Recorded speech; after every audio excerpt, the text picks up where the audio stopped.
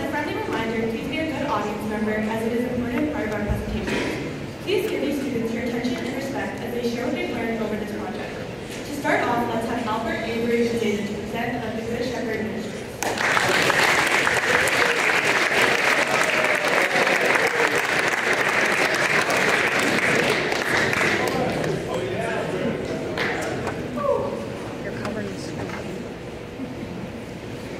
Good morning, everyone. My name is Albert. I'm Avery Point. And I'm Sedan Astra. And today we'll be speaking on Good Shepherd Ministries, founded in 1963. Imagine waking up one day and not having a place to live. Now, whether or not you think this can happen to you, it's a reality for thousands of people across Toronto. But what is homelessness? Homelessness is a situation of an individual, family, or community not having a safe, functioning, or stable home. But homelessness lies much deeper than just not having a home. It can have serious negative impacts on one's mental health and self-esteem, along with a loss of ability or will to care for oneself. Additionally, homeless people have difficulty accessing resources, such as job opportunities, education, and healthcare. On top of all this, people on the streets have an increased risk of violence and abuse. I would like you all to look at this number. In the year 2023, there were 10,000 homeless people in the city of Toronto alone.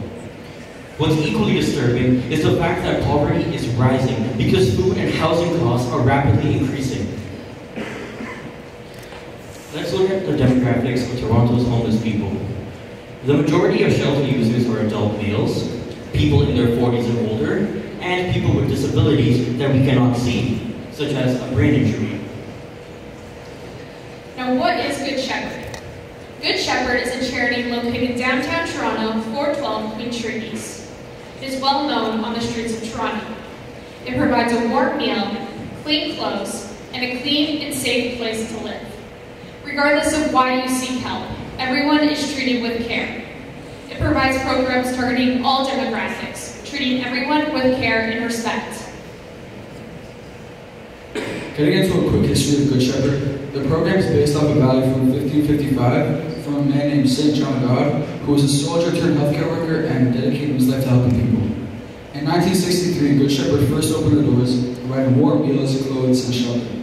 In 1990, the program underwent major renovations, almost doubling the capacity, and here we are in 2024, Good Shepherd still standing strong, despite many of the battles they've had to fight with COVID-19. Good Shepherd's mission is to be present to the homeless and most neglected members of our community. It is to offer a broad range of compassionate programs and services to enhance the quality of life while inspiring hope and promoting human dignity.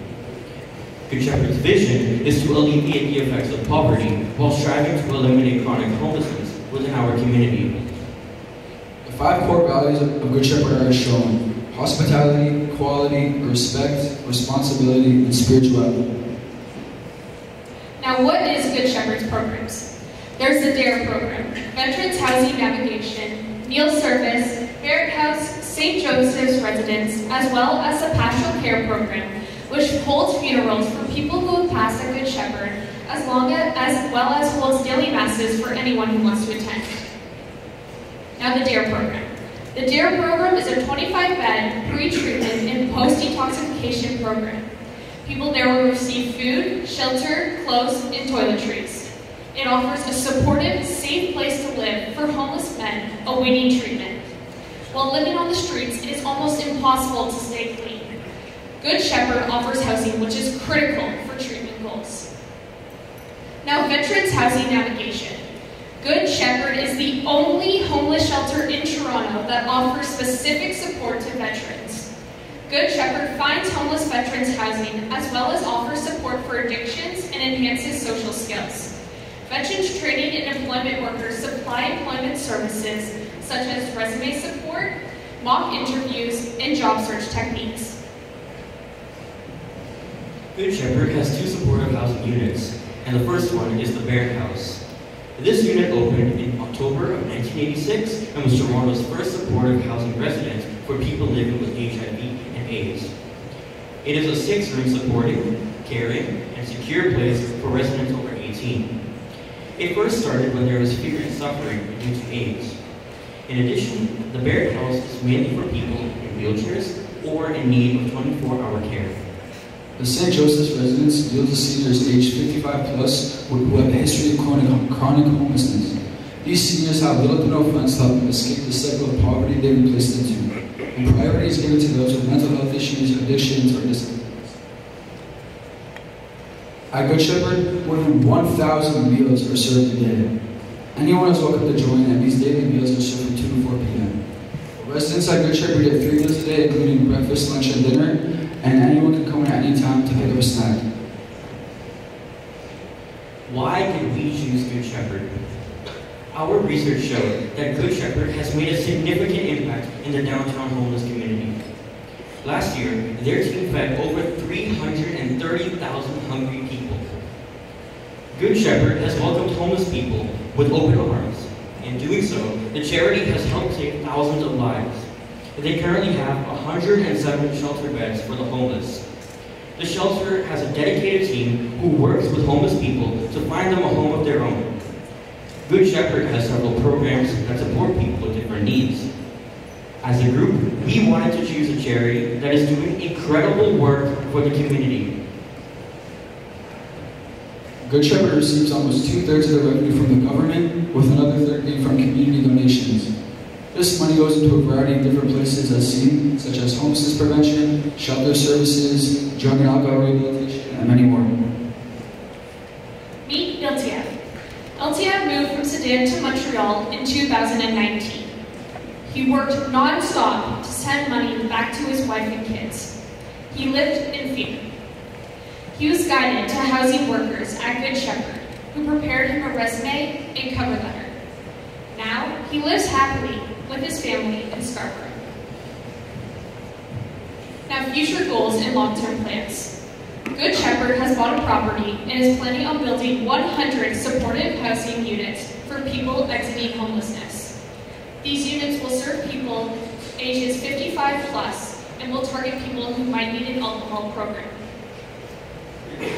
And now, the big question, how would $5,000 help Good Shepherd? $5,000 would go towards the most basic need, food. Although most of the food at Good Shepherd is donated, they still need to buy $3 worth of food per meal. At 1,000 meals per day, that comes to $3,000.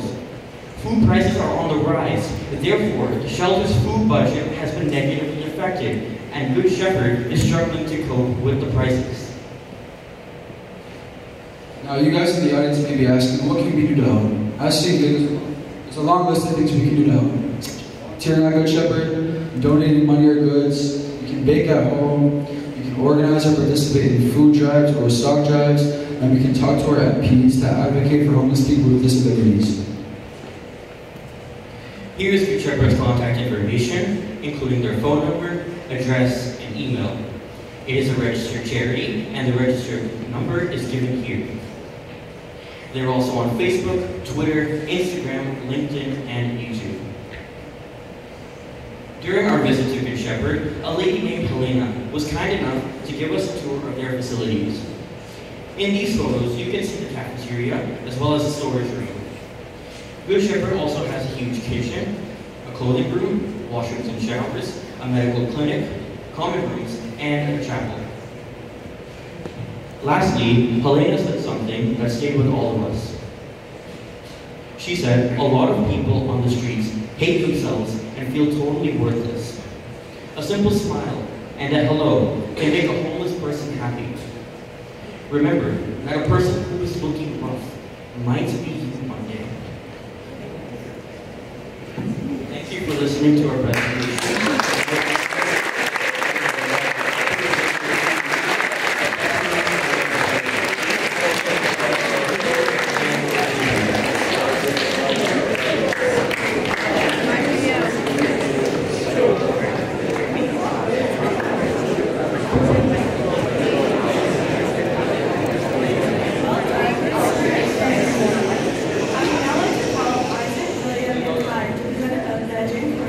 The Jim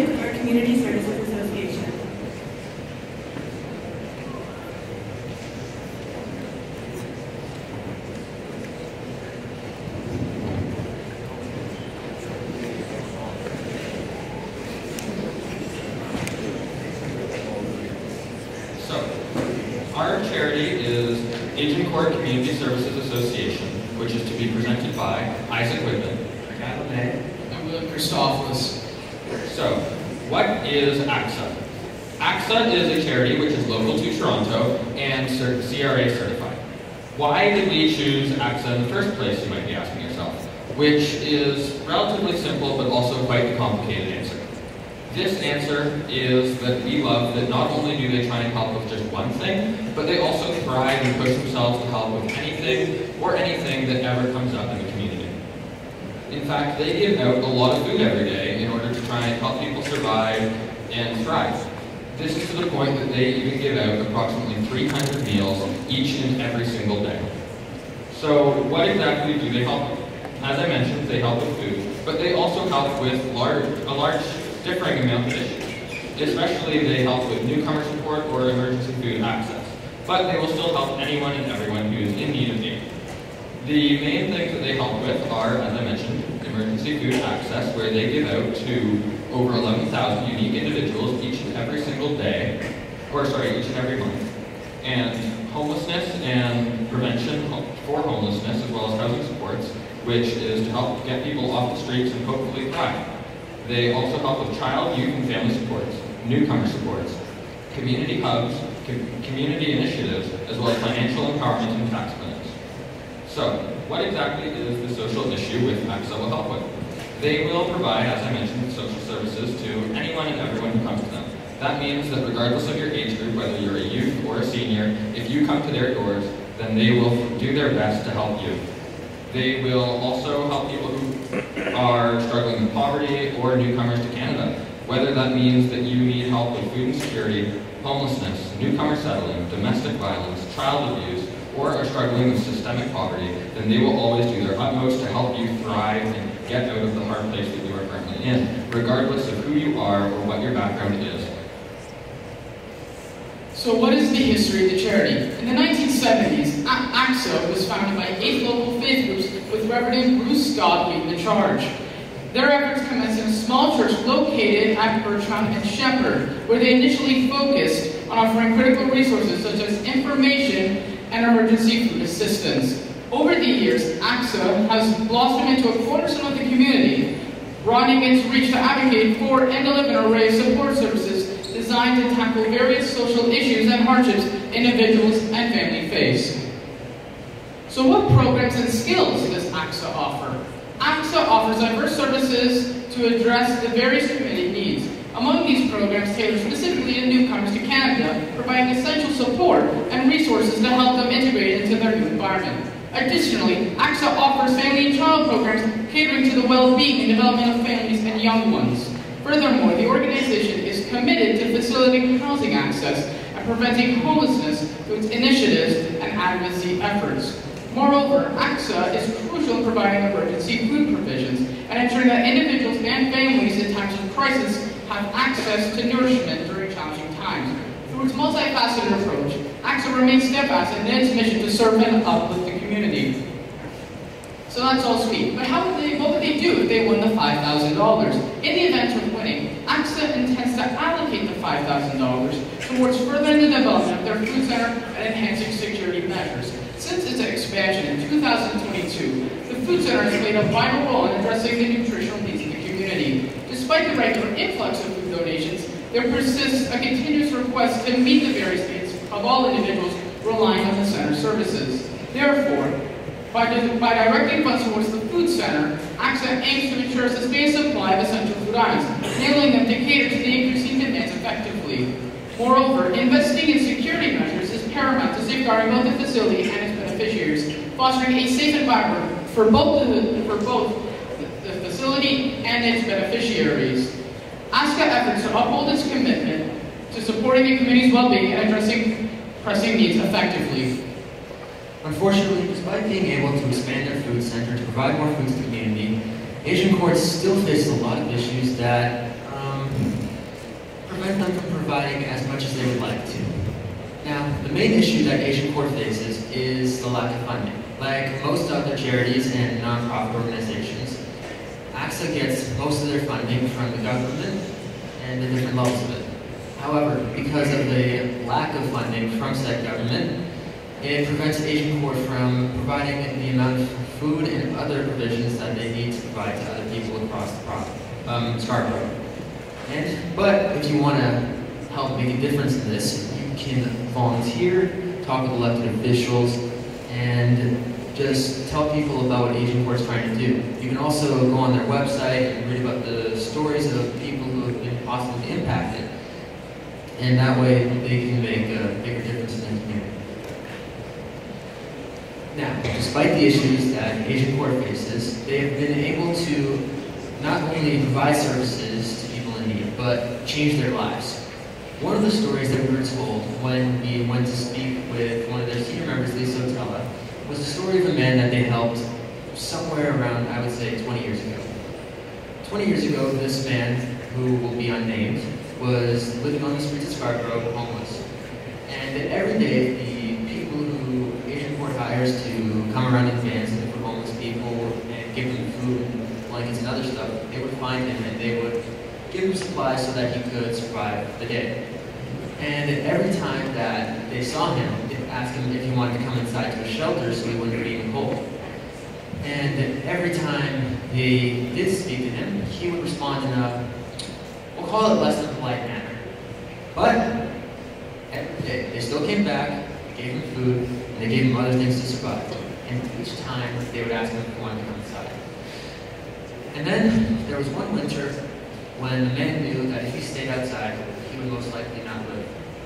So, when they came, and they gave him his food, and they gave him the other stuff to survive outside, they finally asked him again, do you want to come inside to one of our shelters? And he said yes. So, they brought him to one of their shelters. He was given a shower, a bed, food, clean clothes for multiple days. And after he left, Asian Court was able to find him a house, apartment to live in. And 20 years later, he still lives in that apartment. He has a part-time job, and he oftentimes volunteers with AXA. But the part that touched us the most was the part that Ms. Otella mentioned that happened during the pandemic. You see, during the pandemic, a bunch of other charities and nonprofit organizations had to close their doors because they weren't receiving any funding. But Asian Court managed to stay open.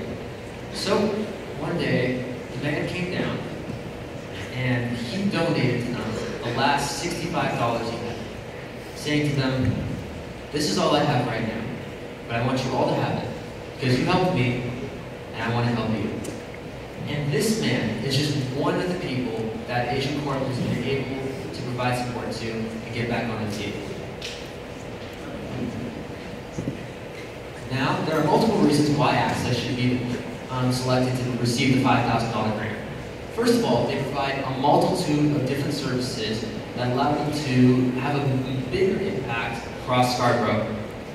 Along with this, despite having different services, they're also making a large impact and have a positive impact. And they've changed the lives of many people. And with the $5,000 grant, Asian Court can expand their operations and make an even bigger impact on the community of Scarborough.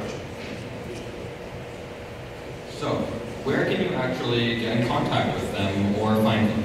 If you want to reach out to AXA, then you are able to call them at their phone number, which is 416-321-6912, or if that's not an option that you want to go through, they also have their website, which you can find by just Googling their name. You would also be able to email them at their email hubreception@agincourtcommunityservices.com, or you could go in person.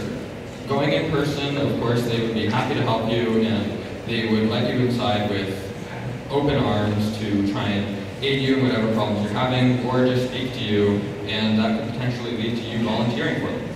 Your location can be found at 4155 Shepherd Avenue East, and that's where you can go if you want to volunteer, or if you just want to get help or know someone who might need help. So, how do you know that what we said is actually true? And how can we prove that to you? To prove that to you, we've compiled a bibliography of where we got our information, which most of it comes from either their website, which you can trust that their website knows a lot about them, or from our meeting in person with one of their senior members. Thank you for listening to us.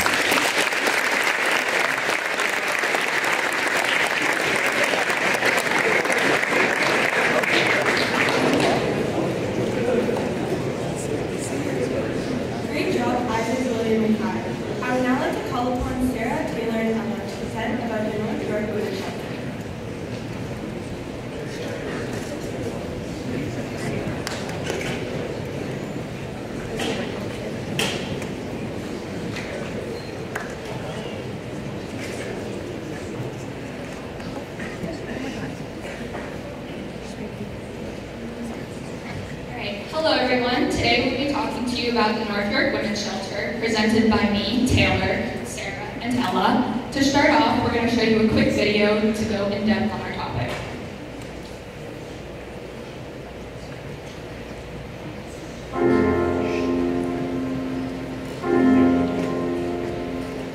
Nowhere in the corridors of pale green and gray, nowhere in the suburbs, in the cold light of day, there in the midst of it, so alive and alone, words support like bone, dreaming of Mercy Street, where you're inside out, dreaming of mercy.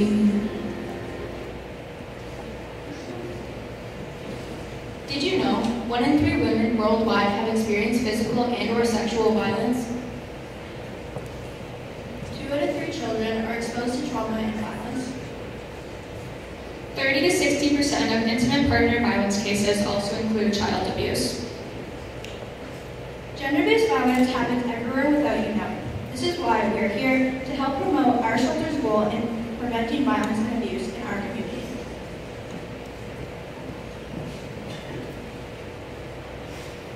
North York Women's Shelter actively supports the rights of women and children to build lives free of violence.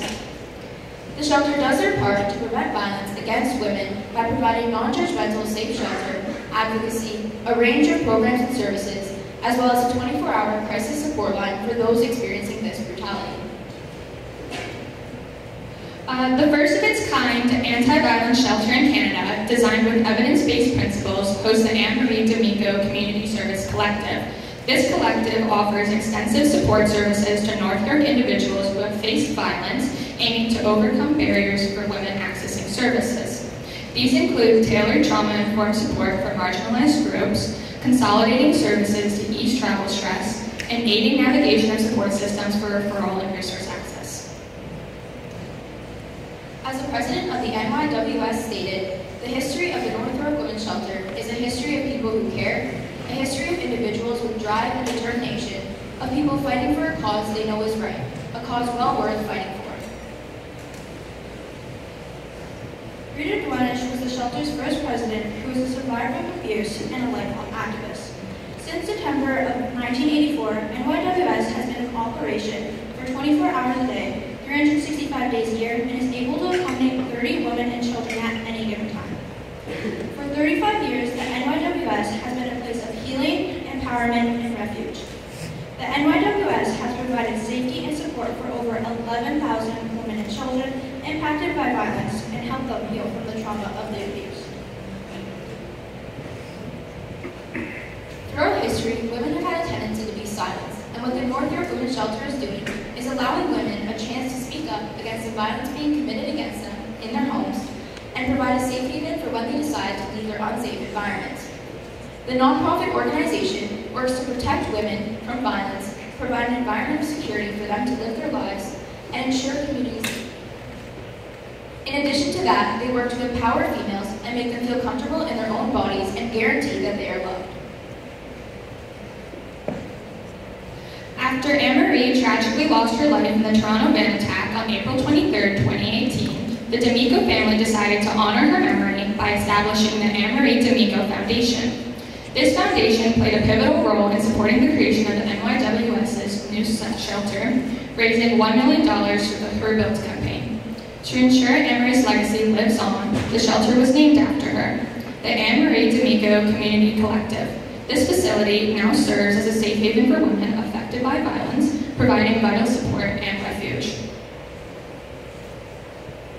The NYWS is a welcoming shelter that serves any populations that include women, transgender, gender diverse, people fleeing abuse, children, and pets.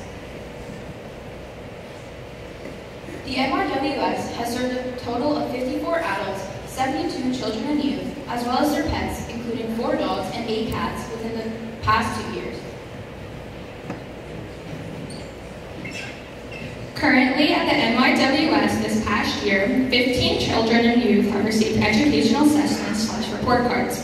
22 children and youth are a part of the programs and groups, along with 55 adults have received counseling services, and 8 children and youth have received case management. In 2020, the NYWS became the first pet-friendly Women's Against Violence shelter in Toronto. In fact, not only is it the first, but it's the only pet-friendly BAW shelter in Toronto. They recognize that pets are part of a survivor's family and play a crucial role within the families. The NYWS has created a pet kennel as well as a pet lounge and backyard for them to play in. It provides a 17-bedroom emergency shelter capable of accommodating up to 40 women and their children, along with a unique feature in the Toronto area, like Sarah just stated, a kennel for their pets. The fully accessible space includes outdoor gardens for culturally specific foods and indigenous medicines, living room, a teaching lounge, a meditation room, 2 food kitchens, a gym, and an indoor and outdoor play area for the kids. The Food Security and Food Justice Program is stemmed in the belief that food has different meanings in everyone's lives. For many residents, food has been used as a tool of violence, such as withholding the use of food as a form of punishment. The goal of the program is to provide access to healthy, culturally diverse food and create a sense of freedom around food. The NYWS provides each resident with culturally specific meals in addition to having a private cooking area and time.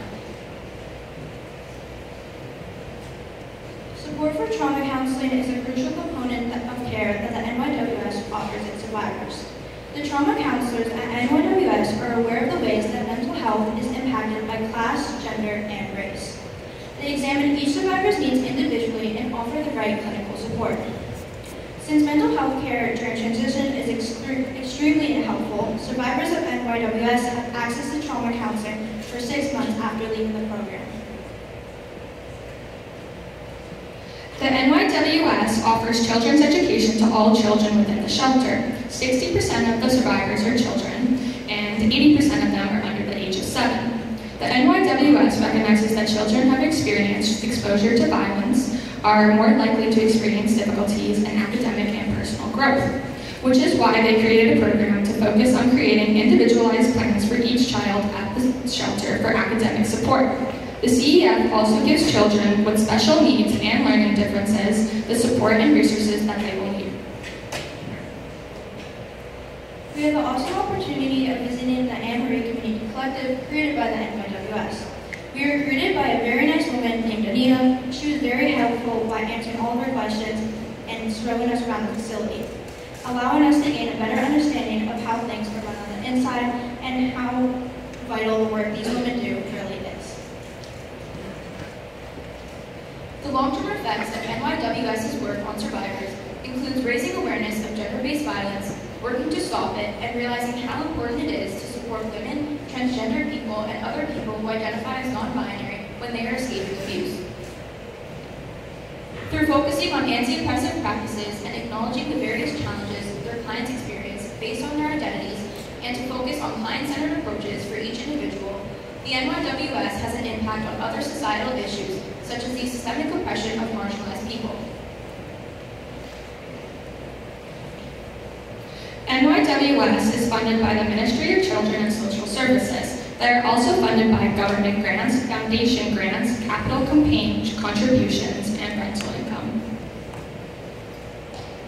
The funds are used for everything from the building itself to basic needs for residents' everyday lives to staffing. These can include property, administration, residents, and supplies. If the NYWS received a $5,000 grant, they would use it towards resident needs like food, supplies, clothing, and important programming for each resident, such as programs from different agencies to support the residents with challenges like employment, finances, and childcare. The NYWS plans to improve their facility and overall platform of shelter by incorporating more living space for women and children experiencing violence. They plan on growing the shelter to hold more women at various times depending on their situations. They are dedicated to making the lives of women and children better and safer. They will do whatever is necessary to stick with their promises and protect women and children when these tragedies occur. Thank you so much.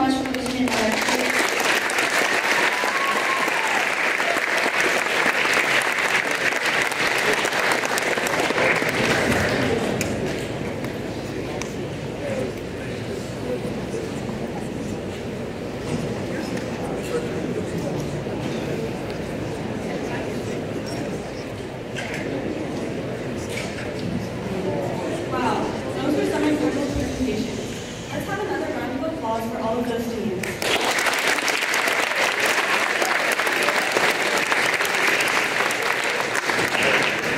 Thank you, finalists. We applaud you for rising to this important challenge.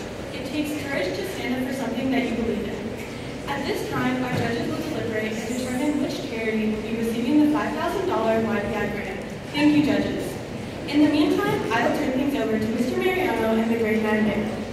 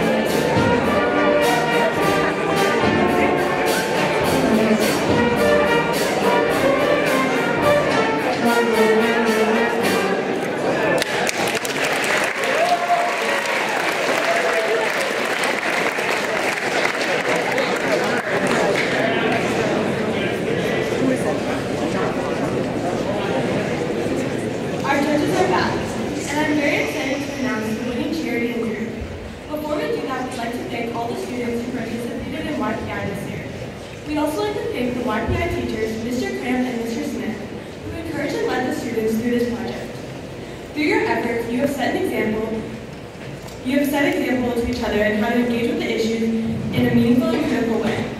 We'd also like to thank and acknowledge Dan Hula, who's the Executive Director of YPI and is here today.